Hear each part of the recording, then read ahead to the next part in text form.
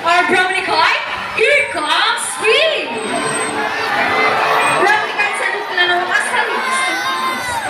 One of the 446 fish birds of prey around the world.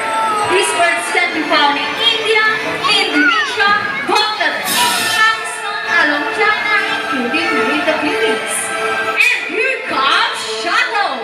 They locally known as Lawin or Banok in Visayas region. And as you can see, we have our homing pigeons. Homing pigeons has a meaning complement. Meaning to a general Common not across far represent our homing pigeons. Here in Manila Ocean Park, we believe that there is hope. We only not trying to take up our presence in the sea, but also in the land and air as well. Now guys, who knows the 3 R's? It reduce, reuse, and recycle. Very good now, our lucky bird. And they're going to show us how the proper waste disposal.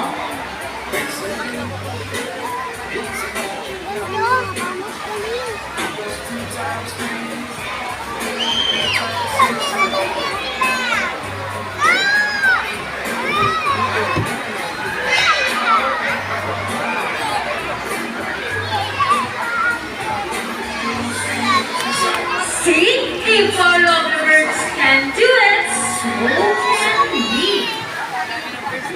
Ladies and gentlemen, we hope all of you enjoy our show. Are the birds spectacular?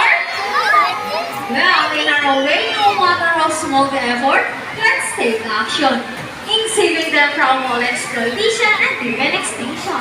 Please, let's all do our part in saving the world. Because remember, this is the only hope we've got. Now, let them present you the birds and trainers who made this show possible.